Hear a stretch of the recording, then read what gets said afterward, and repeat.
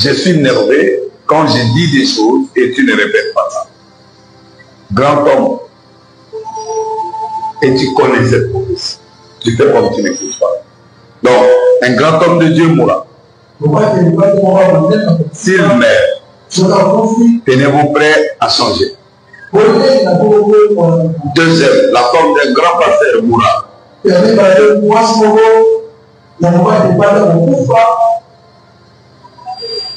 Grand homme. Grand homme. Sa femme mourra et s'en suivra d'autres.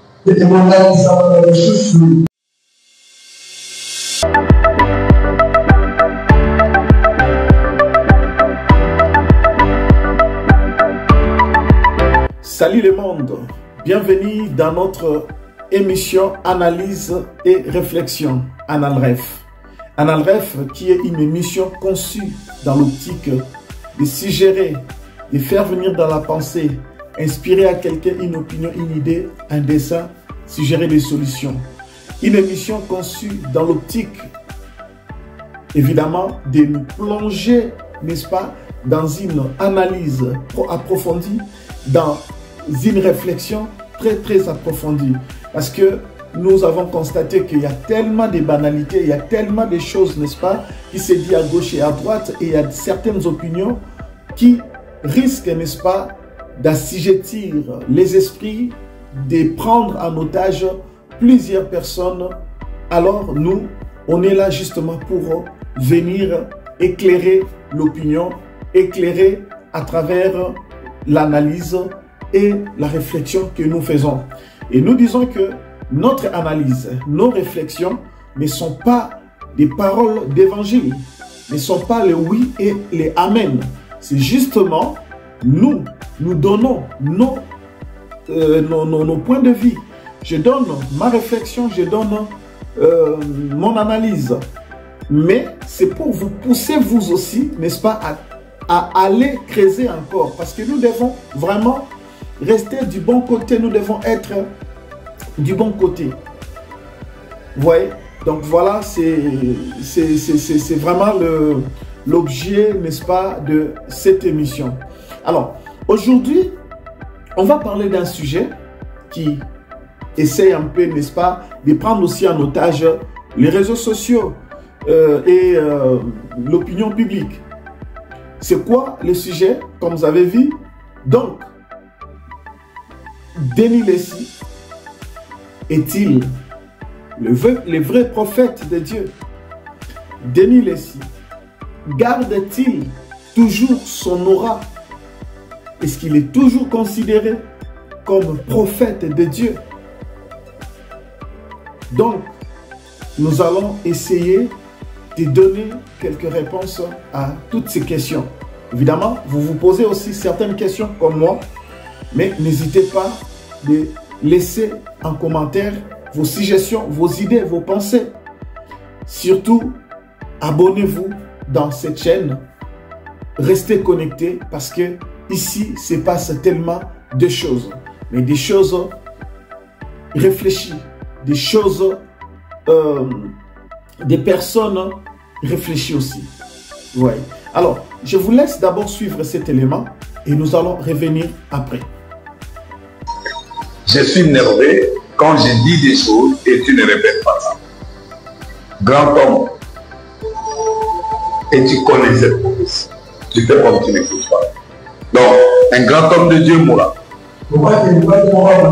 S'il meurt, tenez-vous prêts à changer.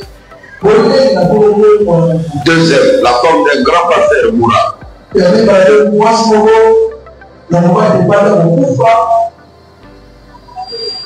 Grand homme. Grand homme. Sa femme mourra et s'en suivra d'autres.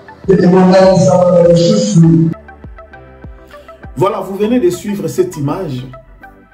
Le pasteur, le prophète Denis Lessi, que vous venez de suivre, vous avez entendu. Alors, beaucoup se posent des questions, puisque dans cette vidéo que nous venons de voir, il ne cite pas les noms de quelqu'un. Mais au moins, il a dit des choses. Et quand on regarde ce qui se passe aujourd'hui, on peut se dire, oui, il a dit des choses et cela est accompli. Mais vous savez, le langage de Dieu est tellement compliqué. Le langage de Dieu. Quand Dieu parle, bien-aimé, pour comprendre, il faut être rempli du Saint-Esprit. Il faut vraiment avoir la connexion. Il faut que le Saint-Esprit de Dieu nous aide à comprendre le langage de Dieu. Ainsi dit l'Éternel. Vous voyez? Alors, il dit, il ne cite pas les noms, mais il dit, un grand homme de Dieu va mourir. On a vu aussi dans la Bible les prophètes qui sont allés dire à tel roi, à telle personne, que tu mourras. L'Éternel Dieu me charge de te dire, tu mourras. Je prends l'exemple d'Élie qui est allé voir Akab. Il y a plusieurs prophètes dans la Bible, c'est écrit. Et Denis Lessi, quand il dit, un grand homme de Dieu va mourir. Et quand on regarde au cours de cette année, au Congo, Kinshasa, le seul grand homme de Dieu qui vient de nous quitter, c'est le pasteur Barouti, Papa Barouti, paix à son âme. Quand on regarde dans cette vidéo, toujours le prophète Denis Lessi dit que la femme d'un grand homme de Dieu va perdre la vie. Et lorsqu'on regarde encore, il y a la femme, la servante de Dieu, Maman Blanche Tounassi, c'est-à-dire la femme du pasteur Marcelo Tounassi, qui nous a quittés il y a quelques jours. Et quand on regarde tout ça, on s'est dit, Denis Lessi a-t-il dit des choses? Et ces choses se sont accomplies. Est-il toujours, ou est-il le vrai prophète de Dieu?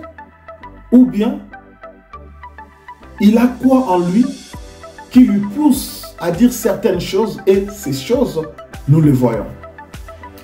Chers frères, chères sœurs, dans le Seigneur, nous allons d'abord vous amener dans la parole de Dieu. La Bible dit, dans le livre, n'est-ce pas, si je ne m'abuse, c'est dans le livre de 1 Pierre ou 2 Pierre. On va voir ça tout à l'heure. Mais je pense que, oui, la Bible dit ceci, que la prophétie vient de Dieu. Aucun homme ne prophétise sans que cela ne soit venu de Dieu. Ça, je le dis, c'est mon interprétation. Je dis selon mon interprétation, mais ce n'est pas ce qui est écrit, ce n'est pas écrit comme ça. Mais donc, je suis en train juste de paraphraser, voilà. Mais tout à l'heure, je vais vous montrer les versets qui disent cela. Vous voyez? Donc, une prophétie, la prophétie, pardon, vient de Dieu. La prophétie n'est pas l'œuvre d'un homme, d'un humain. La prophétie vient de Dieu. Voilà maintenant, si la prophétie vient de Dieu, c'est que le prophète Denis Lessi a dit, cela vient de Dieu, ou il a dit juste au hasard. Si c'est hasard, comment cela s'est fait exactement comme il avait annoncé? Chers frères, chères sœurs, vous voyez, moi, j'ai un témoignage du prophète Denis Lessi que je connais très bien puisqu'il fut, n'est-ce pas, mon patron. Alors, j'ai travaillé en tant que journaliste dans sa chaîne de télévision où j'étais journaliste reporter. Et j'ai vu, avant même de travailler dans sa chaîne de télévision Zondo TV, on a vu ce monsieur remplir des stades, remplir, n'est-ce pas, l'esplanade du Palais du Peuple. On a vu comment, à une époque, lui et sa famille, Charles Lessi, Denis Lessi, Rose Lessi, donc la famille Lessi, ils avaient, n'est-ce pas, pris en otage l'actualité des églises en RDC. On a vu comment ils étaient vraiment, n'est-ce pas, chaud bouillant. Il y avait vraiment des choses qui s'est passées autour d'eux. Et à l'époque, moi je dirais, il avait l'aura. Il avait l'aura. Mais vous savez, chers frères, chères sœurs, dans le Seigneur, dans ce monde, plusieurs personnes, que ce soit dans l'église ou dans le monde, on voit certaines personnes, lorsqu'ils sont arrivés à un certain niveau de leur gloire, beaucoup négligent les efforts du début. Ils négligent les choses qui ont fait qu'ils puissent arriver là où il est arrivé. Peut-être si tu étais plus quelqu'un de beaucoup de prières pour avoir de l'inspiration, beaucoup de retraites, et quand on arrive à un certain niveau d'élévation, les gens négligent, n'est-ce pas, négligent la retraite, négligent la prière, négligent la visitation, visiter Dieu, visiter la présence de Dieu. Ils négligent parce qu'ils sont vraiment très occupés comme ça. Or, on ne peut pas oublier la source. Vous voyez, on ne néglige pas la source et on n'oublie pas la source. Si c'était un chantre, on voit que les chantres, avant de sortir, ils sont plus dans la répétition, ils sont plus dans la retraite, chercher la face de Dieu, se ressourcer, aller à gauche, à droite. Mais une fois arrivé quelque part, on néglige. Alors, revenons sur le pasteur prophète Denis Lessi. À un moment, comme je disais, il était tellement connu dans la République démocratique du Congo et aussi partout ailleurs dans le monde. Mais moi, ça c'est moi, c'est mon jugement à moi et c'est mon analyse, c'est ma réflexion. Je pense que à un certain niveau, à un certain moment, le pasteur Denis Lessi, ça c'est moi, c'est un jugement. Il me semble, pour moi, je voyais que il avait un moment abandonné, n'est-ce pas, je ne sais pas trop dire, mais il était un peu, parce qu'au vu, je le dis bien, au vu de tout ce qui s'est passé avec lui, c'est-à-dire tout ce qu'on a vu, on sentait que Denis Lessi n'était plus avec Dieu. On sentait que Denis Lessi, je parle à la manière des hommes, sans être d'abord homme de Dieu ou serviteur de Dieu, enfant de Dieu, chrétien. Mais je parle à la manière des hommes, tout le monde. C'est-à-dire que Denis Lessi, à un moment, on a vu comment il était vraiment proche de Dieu. Mais à un moment, il a mêlé sa vie, son ministère avec beaucoup de choses, la politique, la musique et consorts. Et même un enfant de 5 ans, même un enfant de 6 ans peut dire que voilà, le pasteur s'est égaré. Il a dévergondé. Il a quitté, n'est-ce pas, la mission que Dieu lui avait donnée.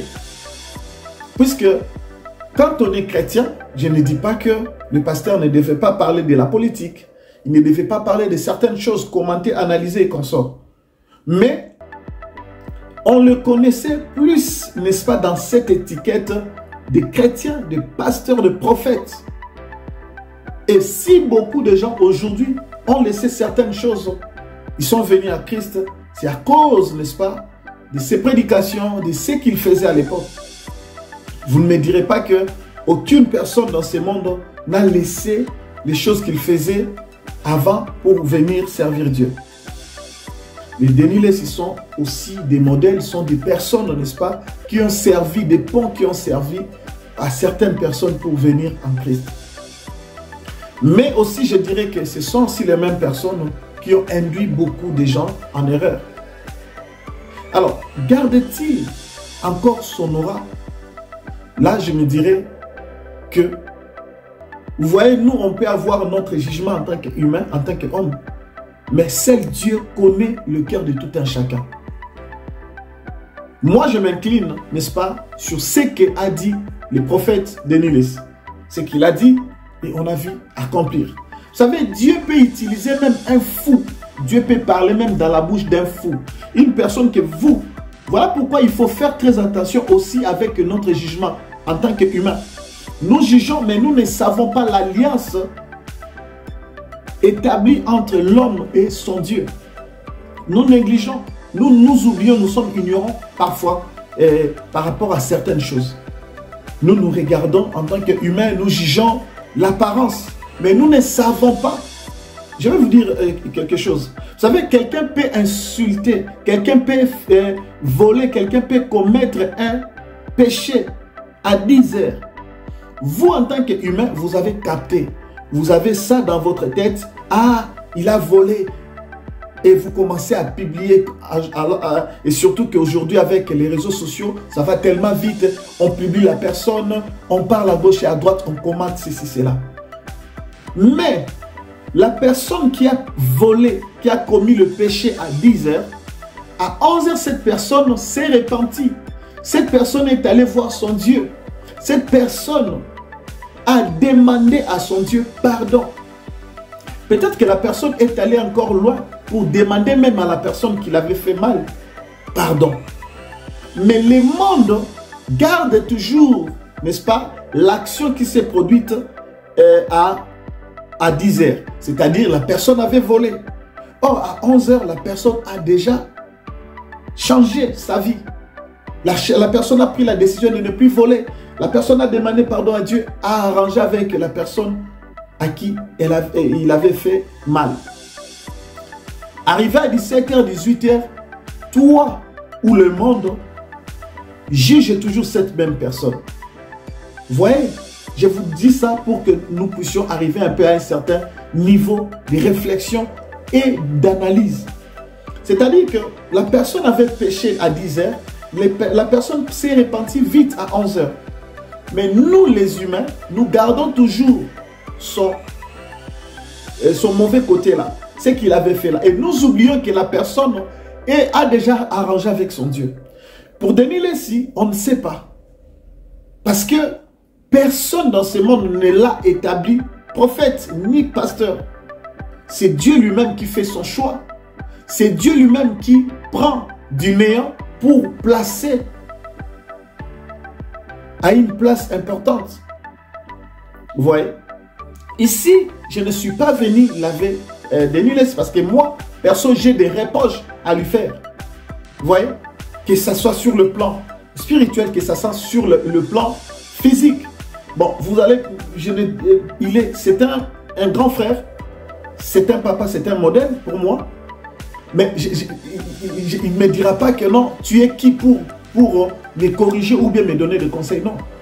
On a toujours quelque chose parce qu'on a étudié quand même. On est quand même des grandes personnes.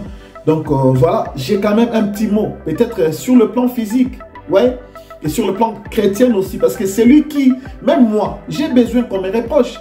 J'ai besoin qu'on m'enseigne. J'ai besoin qu'on m'apprenne. Les gens qui sont enflés d'orgueil, qui disent « Ouais, moi je connais tout, moi je sais tout, on ne peut pas m'apprendre. » Ça, ce sont des orgueils que Dieu n'aime pas. Donc, moi j'ai des reproches aussi à faire à Denis Lacy. Mais ici, je ne suis pas venu le laver, mais je suis venu justement nous faire comprendre quelque chose que quelqu'un peut être dans de bavures, quelqu'un peut être dans le péché, vivre dans le péché, que tout le monde voit.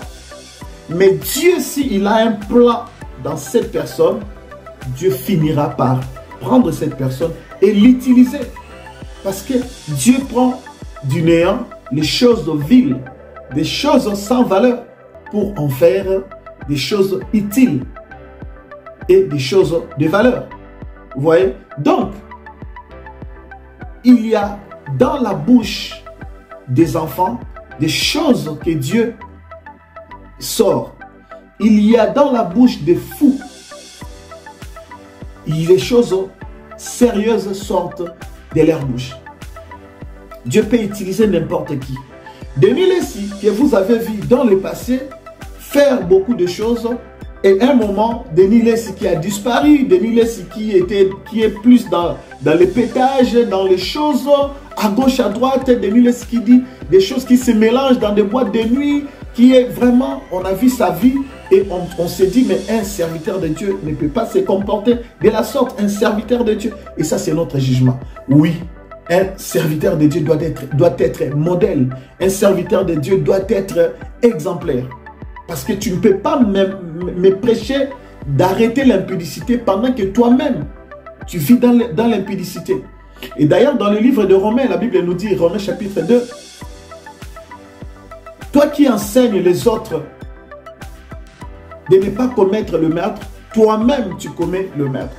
Toi qui enseignes les autres de ne pas commettre l'adultère, toi-même tu commets l'adultère. Donc, on doit être exemplaire. Lorsqu'on se dit on est serviteur chrétien, enfant de Dieu. C'est vrai, on n'est pas parfait. Ok, le pasteur n'est pas parfait. Mais il doit être un modèle, un exemplaire. Parce qu'il se met devant une multitude de personnes. Donc, il doit montrer le chemin. Comme Jésus-Christ était un exemple pour ceux-là qui les suivaient.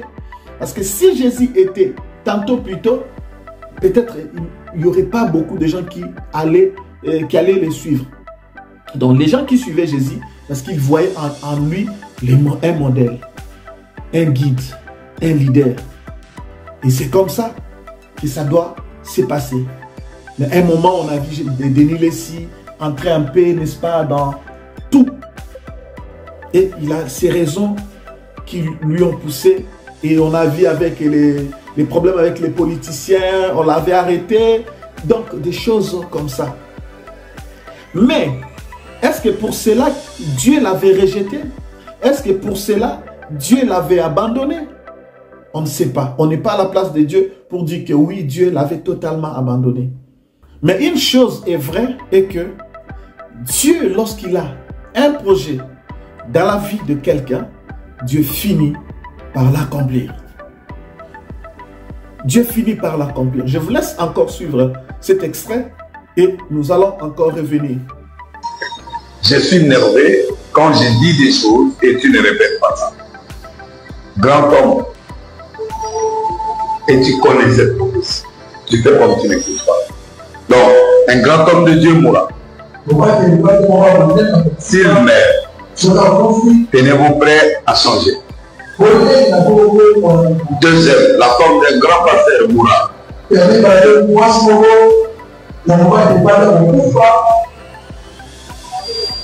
Grand homme. Grand homme. Sa femme mourra et s'en suivra d'autres. Voilà. Donc, ça, c'est quelque chose qu'il a dit. J'ignore quel mois, quelle année il a dit ça, mais il a dit. Et quand on regarde la femme et papa Barouti qui est décédé, quand on regarde maman Blanche qui est morte, qui est décédée aussi, on voit, on peut dire, je ne confirme pas. Je ne confirme pas, je n'ai pas l'exactitude que c'est exactement la prophétie qui vient de Dieu et cela est accompli, est arrivé. Non, je ne dis pas, mais j'analyse.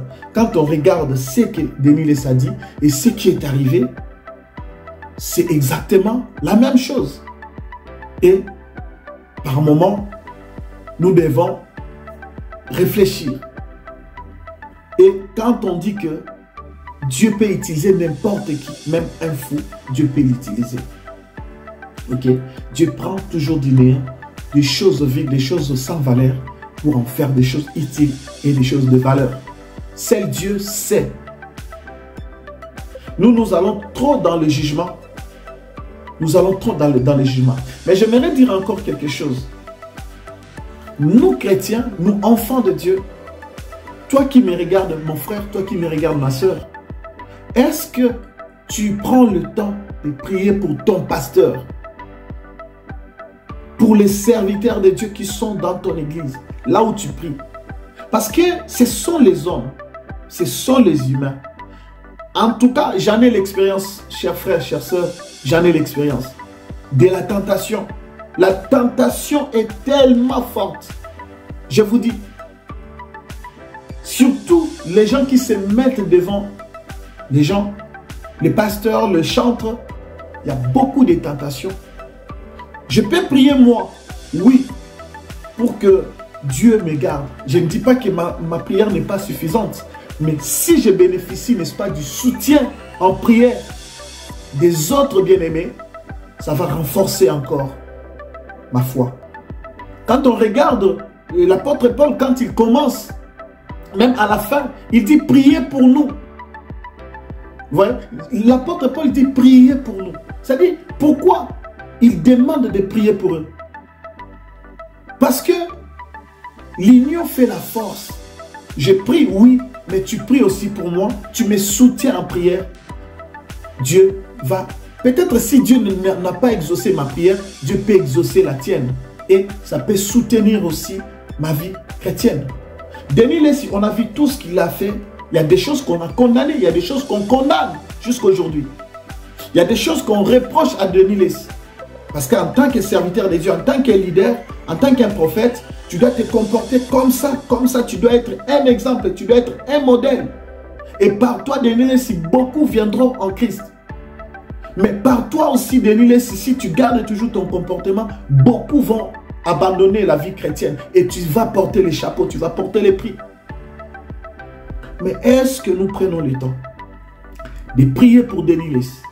Est-ce que nous prenons le temps de dire à Seigneur, pourquoi ton serviteur est en train de se compromettre?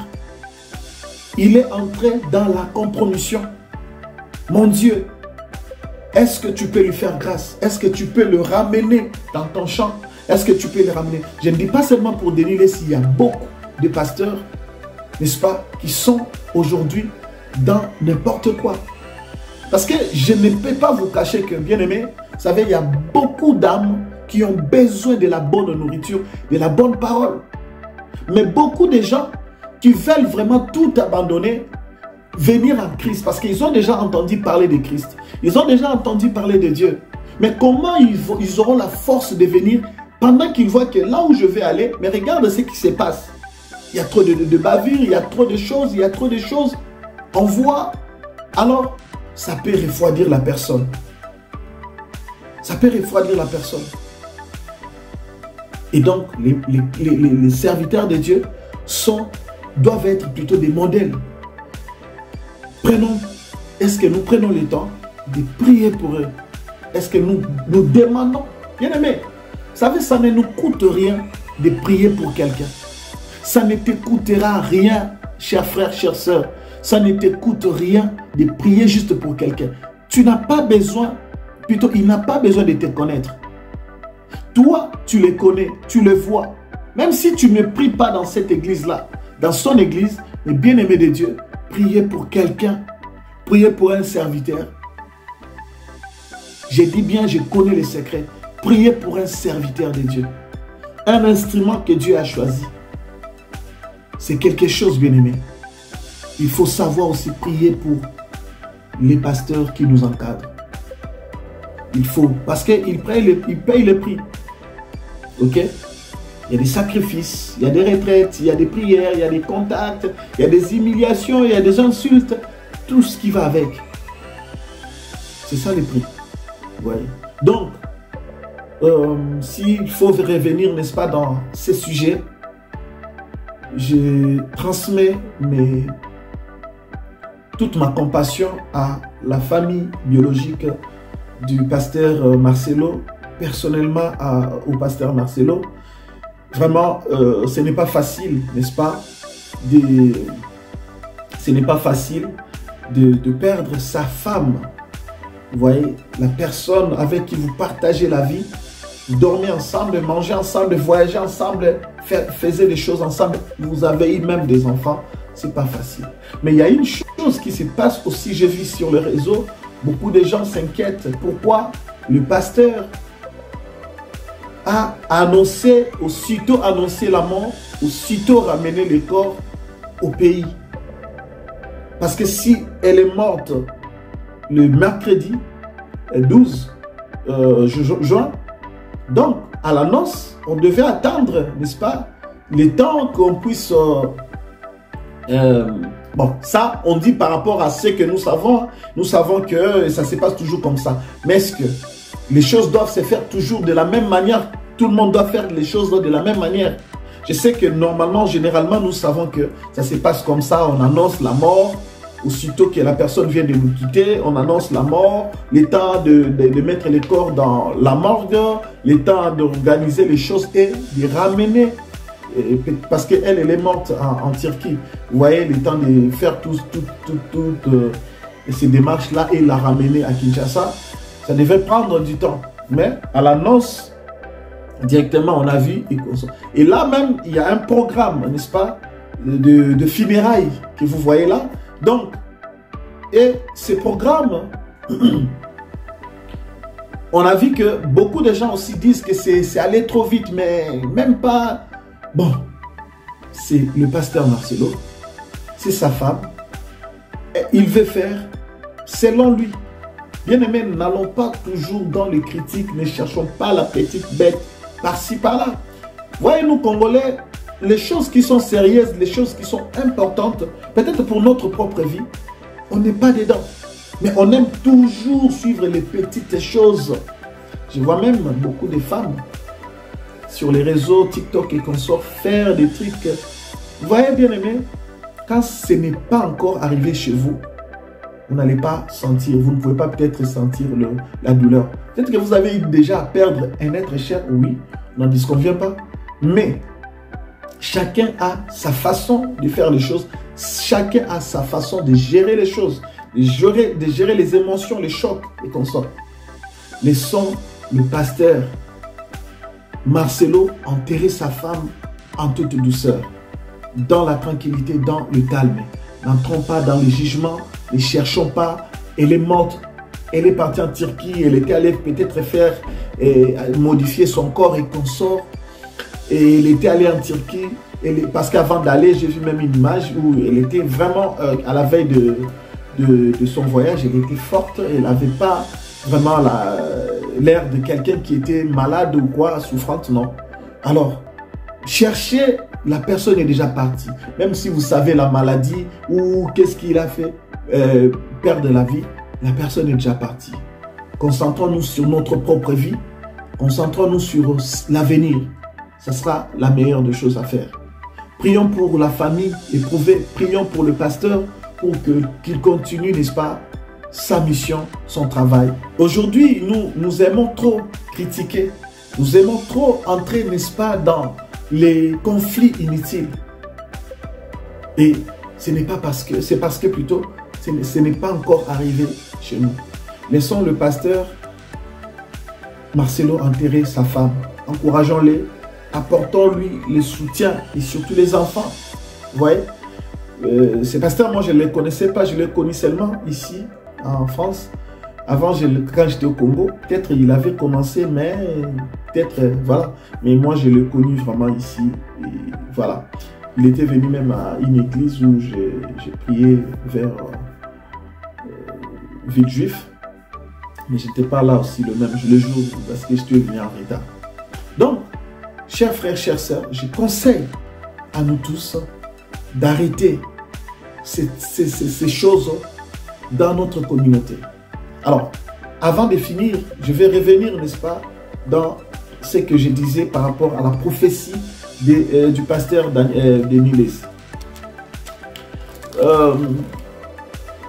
Je dirais que la prophétie qu'il a dit, ou les choses qu'il a dites, on va pas, je ne sais pas si je dois appeler ça la prophétie ou juste quelque chose qu'il a dit, mais comprennent ça, que ça soit prophétie ou pas, mais Denis Lacy a dit des choses qui se sont accomplies. Alors, maintenant, par rapport à cela, on s'est dit quoi? Il est toujours prophète. Je peux dire oui et je peux dire non. Parce que il y a des gens, comme nous dit dans le livre d'Apocalypse, qui pensent que l'aura qu'ils avaient, ils gardent toujours cette aura-là. Ou bien la puissance avec laquelle ils opéraient avant, l'Esprit de Dieu en eux, ou la puissance de Dieu en eux, qu'ils avaient avant. Et après avoir commis des fautes, des erreurs, des péchés, d'autres personnes perdent leur puissance. D'autres personnes perdent, n'est-ce pas, ce qu'ils avaient. Il peut toujours garder la connaissance parce que la connaissance de la parole de Dieu, on la garde toujours. Mais seulement, l'apôtre Jacques nous dit, mettez ma parole en pratique. Ne vous bornez pas en l'écoutant et en vous trompant par des faux raisonnements. Ouais. Le plus important, pour nous chrétiens, c'est de mettre en pratique la parole de Dieu. Ça ne sert à rien d'avoir la connaissance de la parole de Dieu, de la Bible, mais de ne pas pratiquer, ça c'est grave. Vous voyez? Alors, la personne peut garder, n'est-ce pas, la connaissance de la parole de Dieu. Seulement, d'autres personnes perdent, n'est-ce pas, même s'ils gardent la connaissance, mais ils perdent, l'esprit quitte. L'esprit n'est plus avec lui. L'esprit n'opère plus en lui. Vous voyez? Parce que le Saint-Esprit de Dieu reste là où il y a l'ordre qui règne. Il reste là où il y a la paix. Notre Dieu, comme nous le dit la Bible, notre Dieu est un Dieu d'ordre. Donc Dieu n'est pas un Dieu, n'est-ce pas, de désordre. Vous voyez?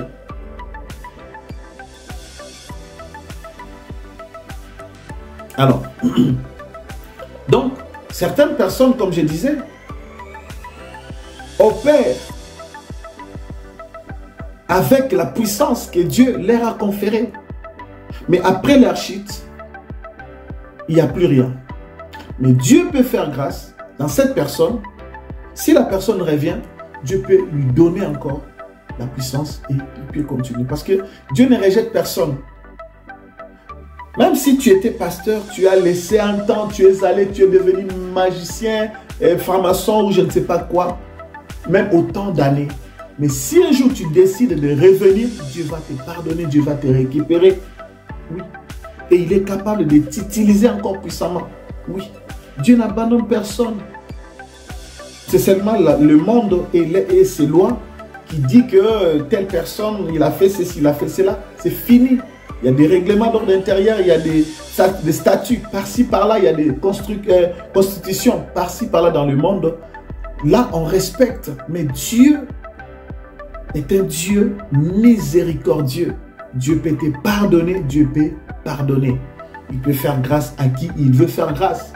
Et miséricorde à qui il veut faire miséricorde. Alors, on va lire la parole de Dieu. C'est dans le livre de 2 Pierre, chapitre 1, le verset 20. La Bible dit, sachant tout d'abord, vous-même, qu'aucune prophétie de l'Écriture ne peut être un objet d'interprétation particulière. Vous voyez? Alors, la prophétie ne doit pas faire l'objet d'une interprétation particulière. Ici, je ne veux pas tomber, n'est-ce pas, dans la piège. Je ne veux pas, n'est-ce pas, tomber ici. Vous voyez? Je ne veux pas interpréter selon moi. Le pasteur Denis Lessi est le mieux placé pour nous expliquer ce qu'il a dit et ce qui se passe aujourd'hui.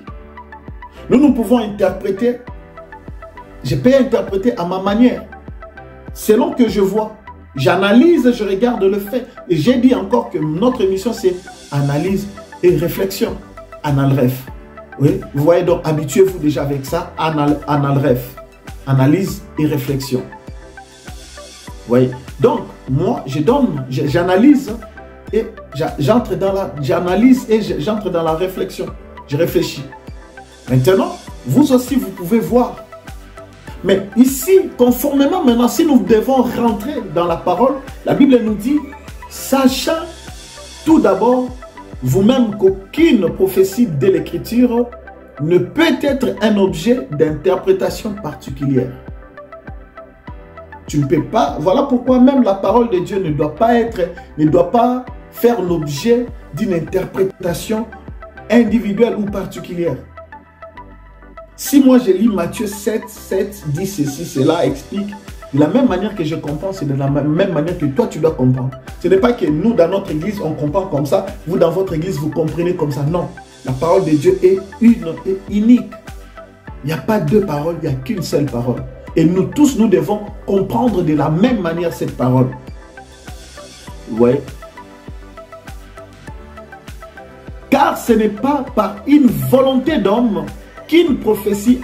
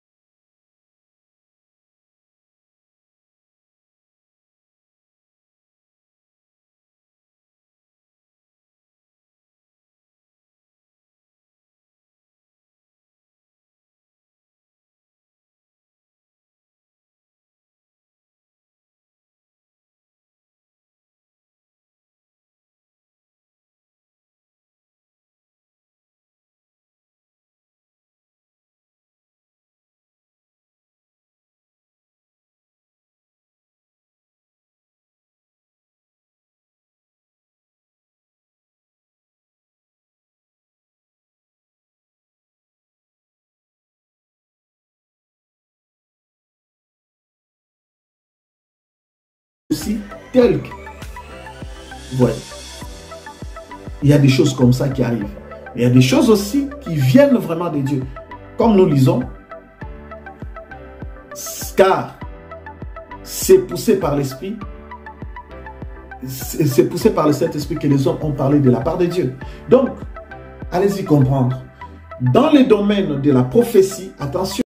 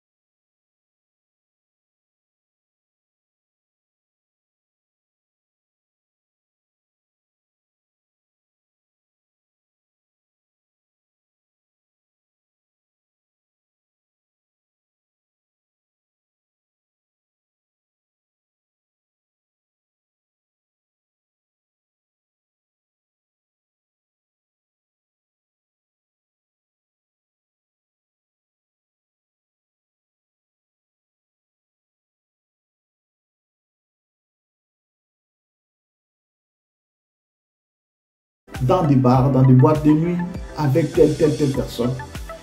Parce que, oui, je ne dis pas qu'il ne doit pas parler avec le musicien, parce que nous commettons aussi une grosse erreur de penser que un homme de Dieu, un serviteur de Dieu ne doit pas manger avec un païen. Non. Alors, je ne me contredis pas par la parole de Dieu. Vous savez,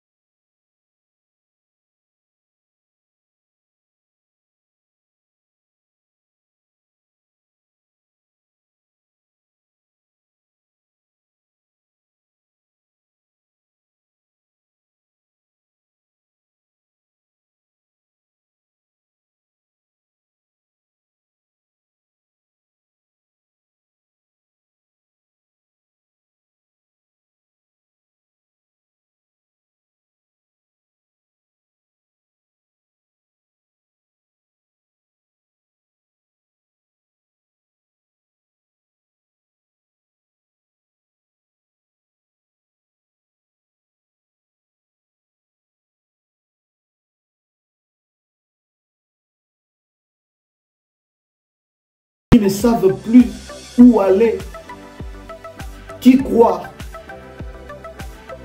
Et je reviens toujours.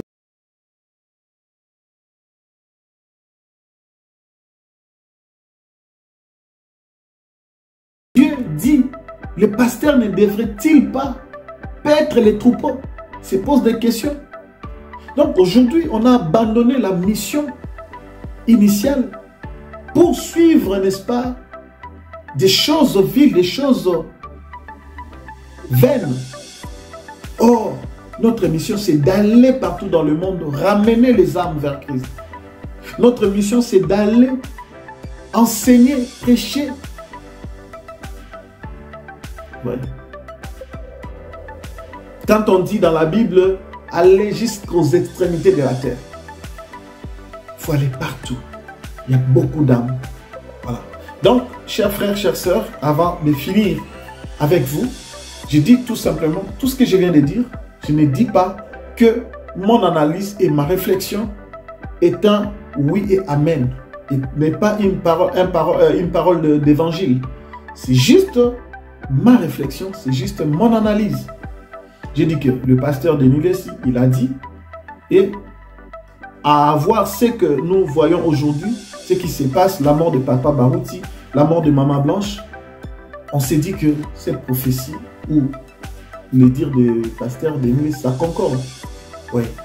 Après, nous laissons tout entre les mains de Dieu, que Dieu accueille paisiblement et dans la paix son serviteur Barouti et sa servante Maman Blanche. Le reste, nous, occupons-nous de notre vie. Occupons-nous maintenant parce que l'ère morte doit nous enseigner. Nous ne serons pas des statues. Nous ne serons pas de pierres. Nous ne resterons pas comme des montagnes dans ce monde. Nous disparaîtrons un jour. Nous partirons plutôt un jour. Et à notre tour, ça sera comment? Voilà pourquoi il faut être prêt. Parce qu'on ne sait pas le jour ou l'heure que cela peut nous arriver. La mort peut arriver à n'importe qui et à tout moment. Il faut se préparer. Il faut vraiment se préparer. En conséquence, oui, ce n'est pas que je vis, j'ai peur de la mort, non. Mais moi, je ne veux pas seulement aller en enfer. C'est ça. Et l'objectif principal pour nous chrétiens, lorsque nous recevons Jésus-Christ comme Seigneur et Sauveur, c'est pour aller au ciel. C'est ça l'objectif principal. Ce n'est pas pour traîner dans des choses vaines. Je peux avoir tout ce que je peux avoir dans ce monde, mais si je ne donne pas ma vie à Christ, c'est inutile. Oui. Donc, que Dieu vous bénisse. Portez-vous très bien. Et là où vous êtes, laissez vos commentaires et peut-être vos suggestions, vos questions. D'une manière ou d'une autre, nous verrons comment répondre à cela. Et n'oubliez pas de partager cette vidéo, aimer et commenter. Surtout le plus important, abonnez-vous pour ne rien rater. Parce que Ananref est là pour vous faire réfléchir, vous amener à analyser et à comprendre aussi. Parce qu'après avoir analysé et réfléchi, on arrive à comprendre, on arrive à acquérir quelque chose, on arrive à avoir, n'est-ce pas, quelque chose. Voilà. Donc cette émission est une émission qui va aussi contribuer à notre vie quotidienne. Que Dieu vous bénisse. Portez-vous bien dans la paix du Seigneur. Je salue tout le monde, vous qui avez suivi. Je salue vraiment tout le monde. Et que Dieu vous garde dans vos familles. Que la paix entre dans vos maisons. Shalom et bye bye.